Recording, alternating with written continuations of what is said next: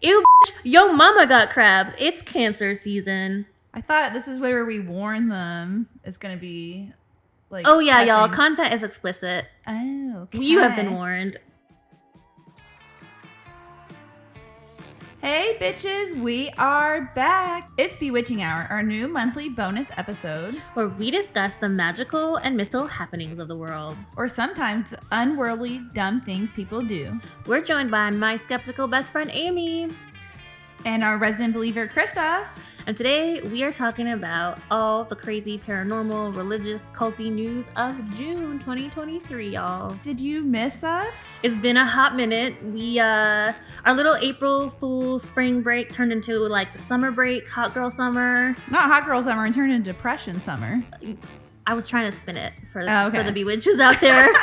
We were living our best lives the last 2.5 months. we synced our depression finally, but now we're out of it. Cause I got a motherfucking Amy got new a job. motherfucking jizzle bizzle. I've been working towards this for like 1.5 years, and I'm so fucking happy because bitch making that money. Bam, bam, bam, bam. I know. I'm gonna make sugar mama money. So watch out, world. Fucking can't wait. She's taking me out. She's gonna design my new home. Not my budget isn't that big. Oh man. But we are so glad you're tuning in. If you're still out there, it's out there in the ethers. Now we are happy. Are we happy? Are you happy? Girl, you know I'm happy. Well, she's been getting laid left and right, so she's happy. True story, y'all. Yeah. So Krista has a new man. I hope. Yeah, he's pretty amazing. I get to meet him on July 4th, so I will report back. I'm so nervy. I mean, I can't really say what I really think on air, so I'll just text me. I'll tell you the real deal. Throw her a text. No, I'm sure he's great.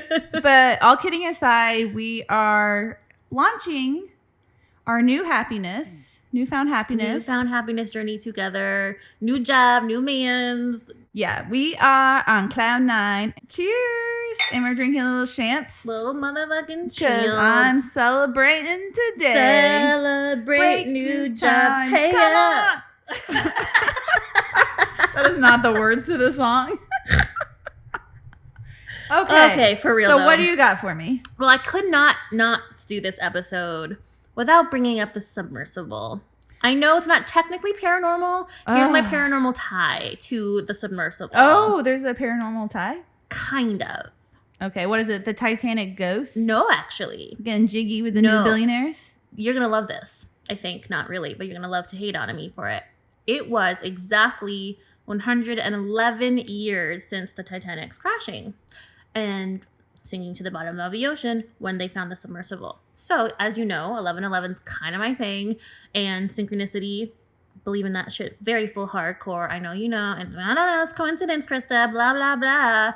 I don't know. I think it's pretty eerie that exactly 111 years after this shit happened. Well, I think it just shows you that a man's ego is today, nothing's changed. 11 years ago, we told a man, he said his boat was unsinkable, and then today it's like a man's ego is too big because there was no women on the goddamn boat.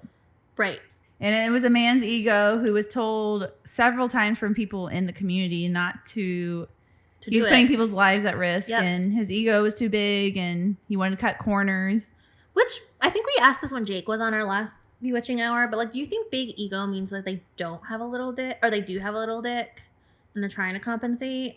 I don't really think it comes down to that. I think I'm just curious. I think it's more like that. I think it's a God complex, and I think when you're like rich, sometimes you think everything works out for you, and you're able to get whatever you want, and it's like you're not used to being told no. Right. So that I mean, the whole thing is so interesting.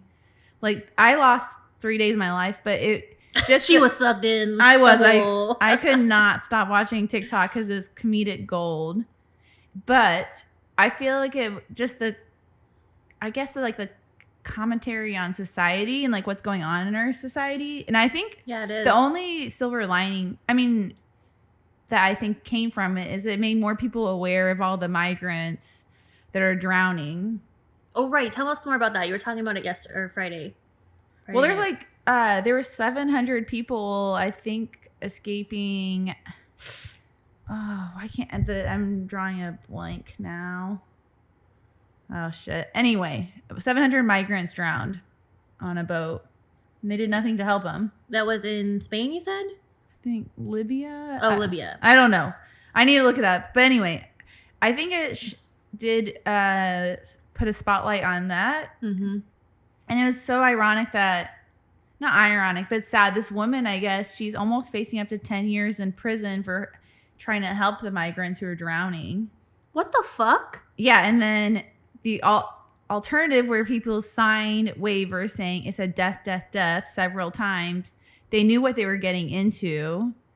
And we spent $2 million on each person looking for them. Because I was like, if I went missing. Yeah, that's the other thing that pisses me off. Yeah, because if I went missing or you went missing because we're nobodies and we don't have money, what do you think the budget is? Like $100 look for us? They might make a shitty ass flyer. Mm-hmm. If even that. Well, we do have being white girls going for us. That's what I did say. Not to be morbid, but it's kind of. I did say that because then they look at Corey as the murderer. He finally did it, guys. No, everyone would be. He finally reached his boiling point of emotional abuse by his wife. Everyone would come forward, and be like, "No, it'd be the alternative. Amy killed Corey. 1000%. They were like, Corey did not kill her. He did not kill her. Yeah, because he knew if he tried, she would kill his ass and chop off his dick immediately.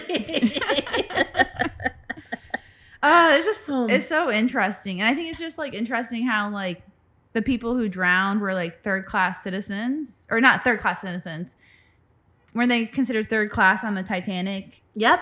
And now we have like these billionaires who were like died 1,600 feet away from them. Yep.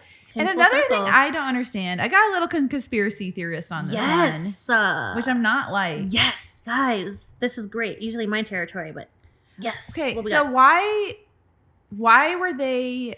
Okay, so they knew where they lost signal with them, right?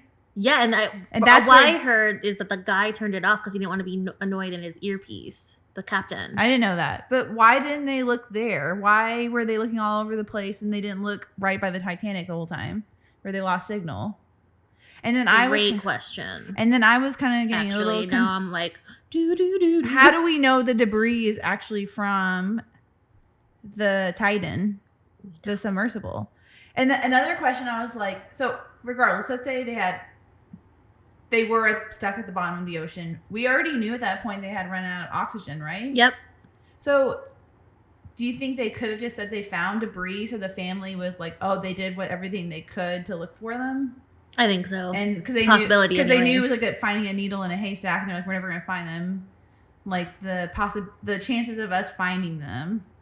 I don't know. I just think it's all a little interesting. I think you're onto something, my friend. I don't know. I like it. But maybe they did find the debris, but couldn't they just said they found the debris so then they could stop spending money on it? But the thing that really gets me is that as tax dollars and like a tax-paying citizen, I have to pay for that search. Why don't the billionaires pay for it when they make that much money in one day? Yep. It's really upsetting. My colleague and I were talking about it, and he's like, yeah, all the Coast Guards out there wasting resources and time and money when, like I said, and you said, they could be out there saving someone else and or cracking down on drugs and or saving these migrants getting washed up. Yeah, or like fixing like areas that don't have clean water. There's just so many things we could have done with that money. But I think it'll be interesting to see if, like, I don't know how much the public's going to follow this case. But it'd be interesting to see if they do end up billing the families, or if that doesn't happen.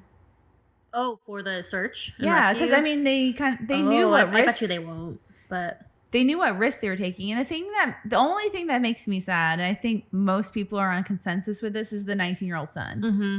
That really broke my heart that he didn't want to go, and he only went as like a way to bond with his father. Oh. But I was saying this the other day, you couldn't put me in that submersible even in my fucking pool.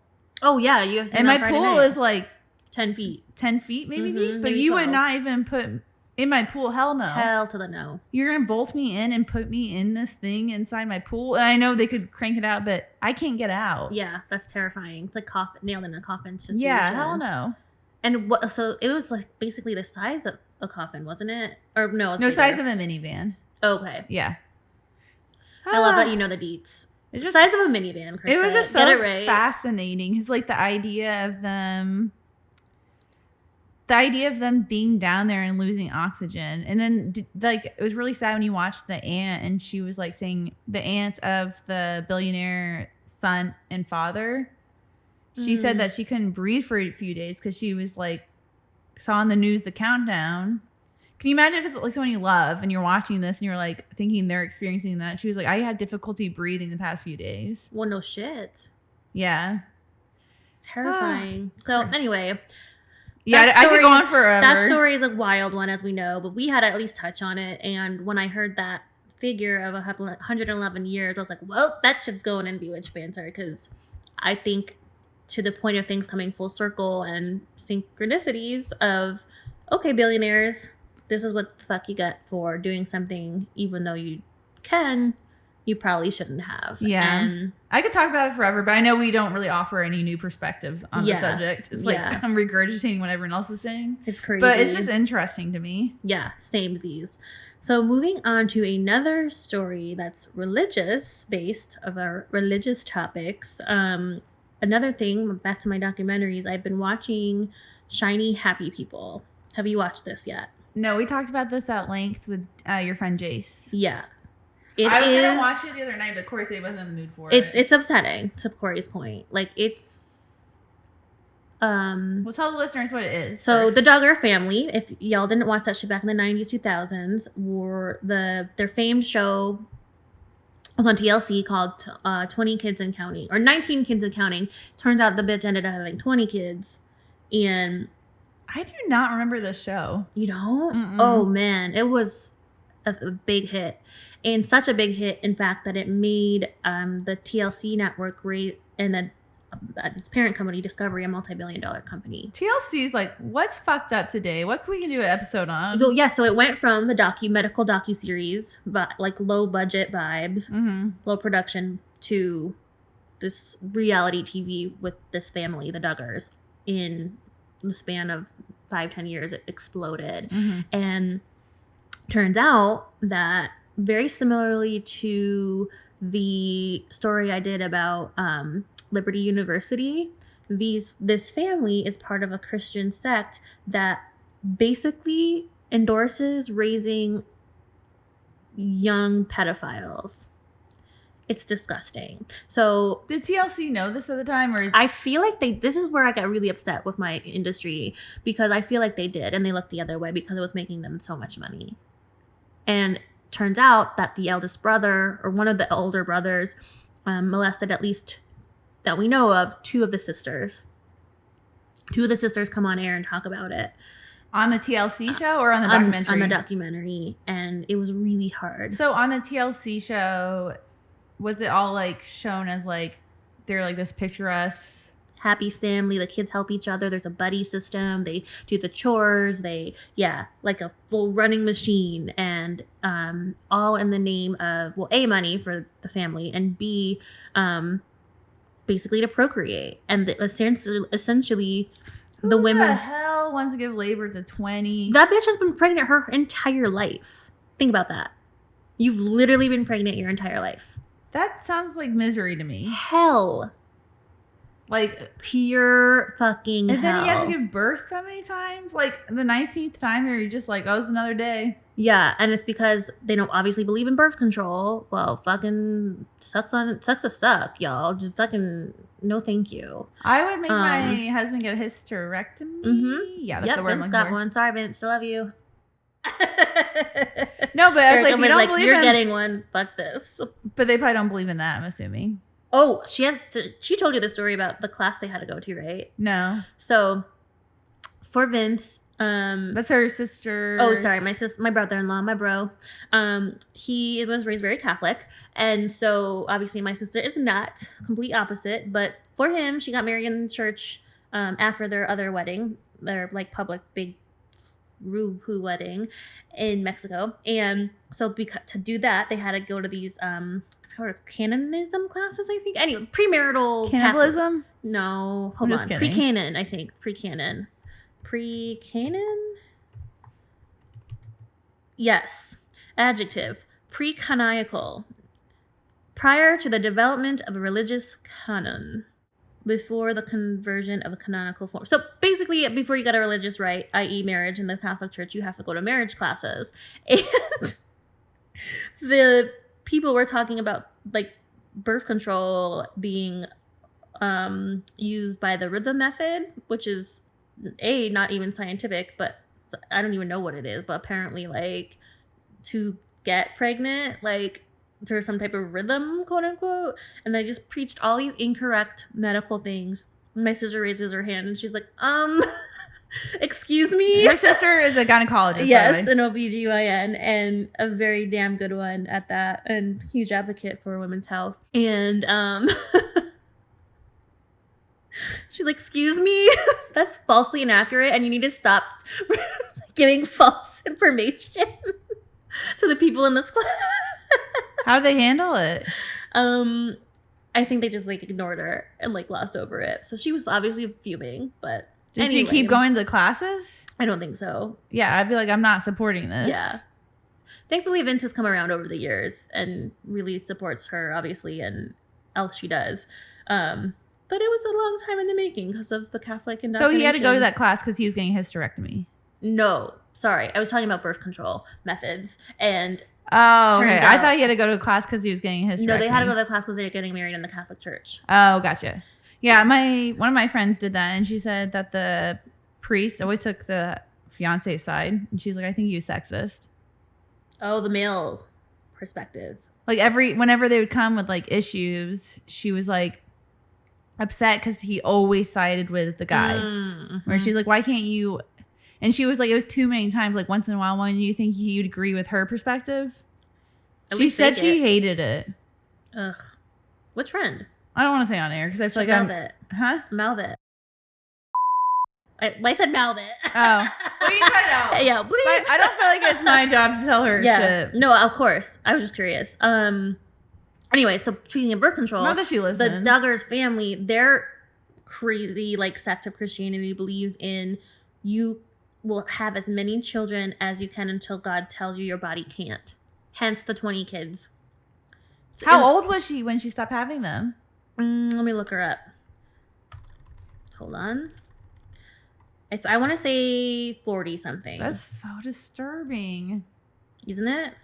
But yeah, by the way, the church they were a part of was called IBLP. And IBLP essentially has Sunday school all over and indoctrinates children in very sexist ways. The boys are meant to be not asked, questioned, or like, traditional dominant male role, and that it's okay to rape and molest as long as you're procreating in the name of God. And then the girls are meant to be quiet, shunned, the typical shit. Don't ask questions. So came out in this documentary that, oh my God, so upsetting. Yikes. The oldest son, like I said, ends up molesting two of the sisters. And meanwhile, over the years, this didn't come out until like after the show kind of was winding down in like 2011-ish, 12-ish. Yeah. And it's just so sick. Yeah. So anyway, just again, tying it back to religion and how we know it's a cult, and it's really scary because this is the shit that happens on top of the molestation and pedophilia and abuse. They use this religious sect, IBLP, to garner and sway the right-wing bench, just like the other church that I talked about. Like the Supreme Court? Mm-hmm. Whole goal of like finding right-wing support. So what was the sect? Sorry, I missed it. The what? What was the religious? Oh, Christian of sorts. But they went to IBLP, which is that stand for? The Institute in Basic Life Principles. And it's just a very fundamentalist sect of Christianity. Okay. And in that, it's a school. Like, they have schools upon schools upon schools teaching and indoctrinating hundreds of children into this And they're mentality. all pedophiles? Or is it just the Duggar family's pedophiles? They're the only ones that have had this shining light on them because of their story. But other people that were around them kind of came out in the documentary saying they were like neighbors and or schoolmates, and like they knew. So I think it's so interesting how like a lot of religious people end up being like pedophiles, and I think it's because they're suppressed. Yeah, we've had this conversation a lot. I agree. It's just interesting. I'm like, it's not interesting. It's really hard, sad, not hard. It's hard being a pedophile. Ew, that could go many ways there. No, but it's really sad. But I think it's because they're so suppressed and like not allowed to have free thinking, and it's just crazy to me how religion's like supposed to be this good thing, but it seems like it brings a lot of bad out in people. Yep. I mean, obviously, it does a lot of great stuff. I don't want to discount that because even Yeah, they but have again, a lot. I know They you give a say lot that. back to the community. And As principal, yeah, great foundation to be a good human, sure. But when you're using that power that you receive from proclaiming yourself as a religious leader to abuse people in any way, not okay, obviously. And that's unfortunately how it ends up going. And it's really scary. So that's why like AI scares the shit out of me. And I actually there's a lot of stuff going on for positive use cases at the school we work at right now, using AI. But there's also, like anything in the wrong hands, including religion, it can get really out of hand really quickly. Back to our very OG original point, and my premise was that people are shitty. I think humans are innately have this. yeah, Daria's on this, air again. like, I'm back. Yeah, so Krista had is it the guy you're dating or another guy? Yeah.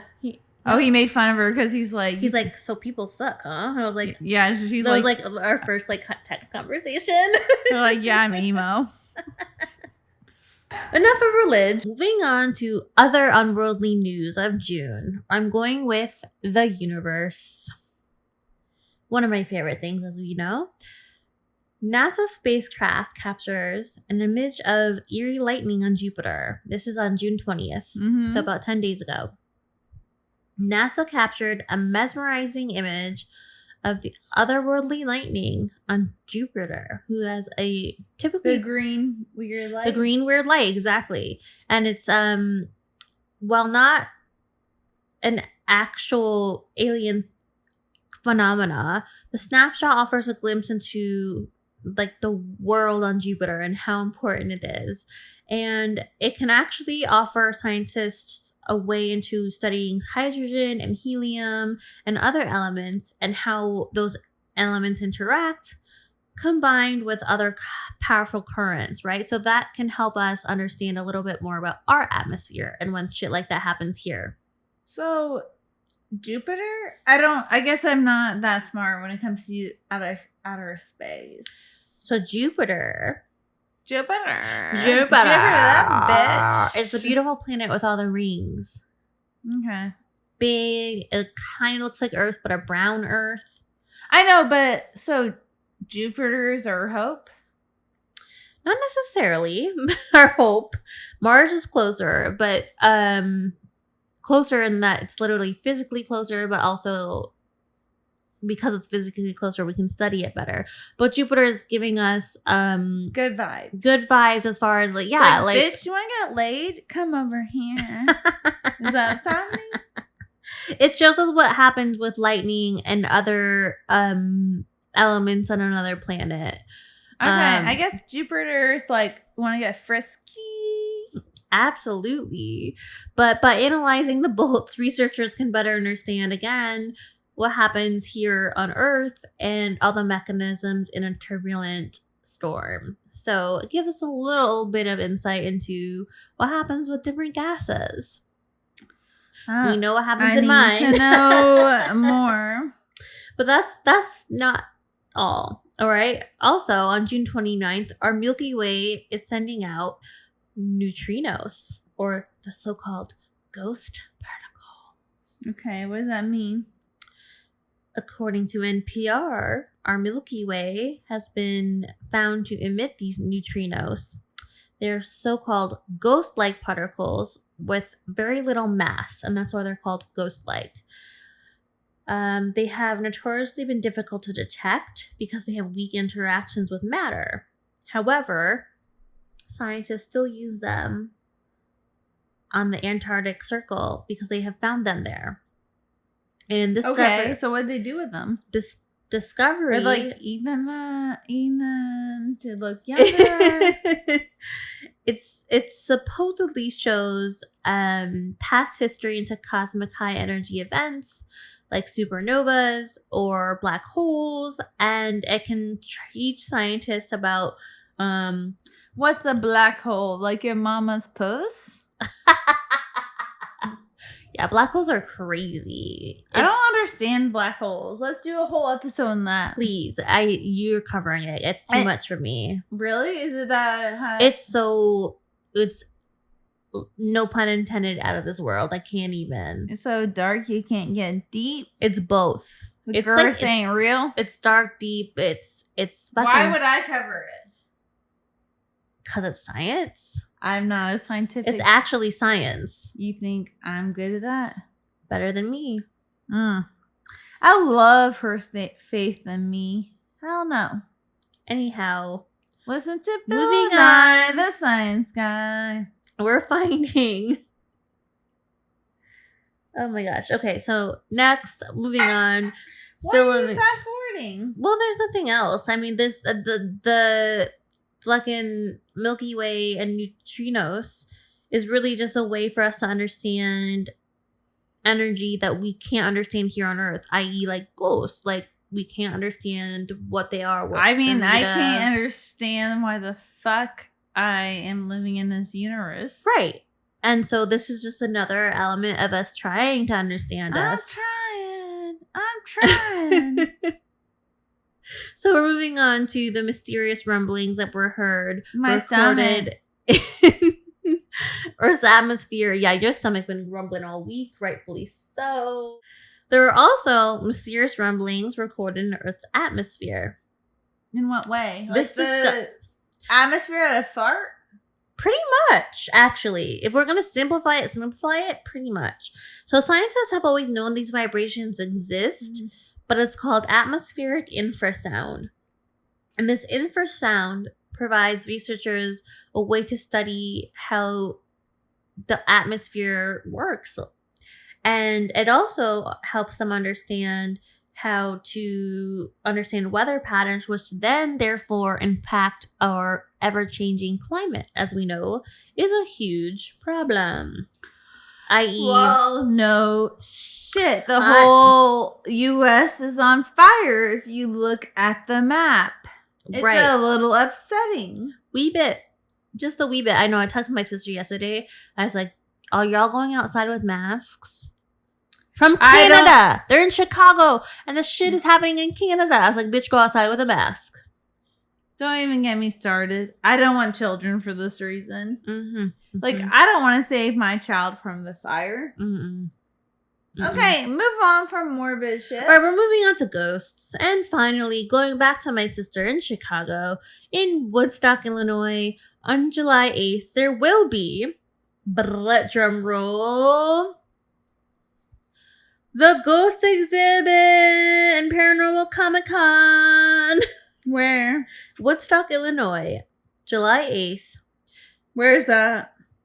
I'm pretty sure it's like a little bit outside of Chicago, but not positive. But regardless, paranormal, supernatural, and UFO enthusiasts are all getting together to understand the mysterious phenomena and to help each other try to understand and investigate their work.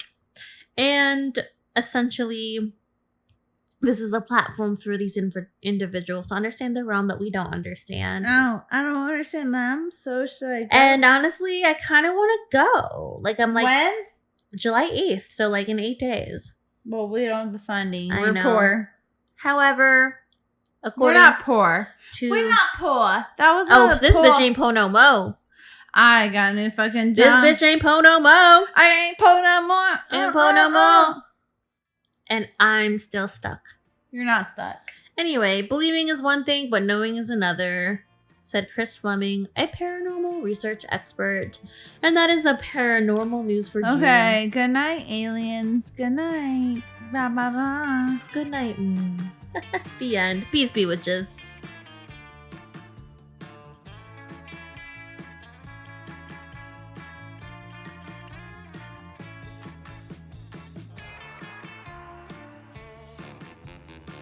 Thanks for listening.